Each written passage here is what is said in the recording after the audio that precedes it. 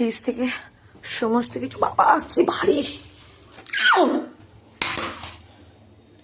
Total মাছ, মাংস, মাছের মাথা সব কিছু আছে।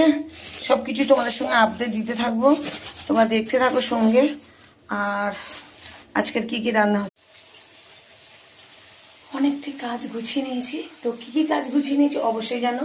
আমার ফ্রিজটা হয়ে গেছিলো কাশ্মীর, আর কাশ্মীর থেকে সমস্ত কিছু টেনে টেনে টেনে টেনে বার করে মোটামুটি সব কিছু ভিজিয়ে দিয়েছি। আর ভাত হয়ে গেছে। তো কি কি হয়ে গেছে তোমার সঙ্গে শেয়ার করি। মাংস জলে ভেজাতে দিয়েছি, এখানে মাছ এখন জলে চড়ছে অবশ্যই দেখতে পাচ্ছ। আর এই যে এই জিনিসটা কারা কারা খায় অবশ্যই বলো।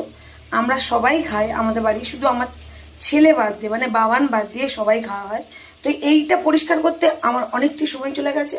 আর এখানে মাংস ভেজানো আছে, এখানে মাংসের আলু ভাজা হচ্ছে, এখানে পায়েস বসিয়ে দিয়েছি, আর এই ডাল সিদ্ধ হয়ে গেছে।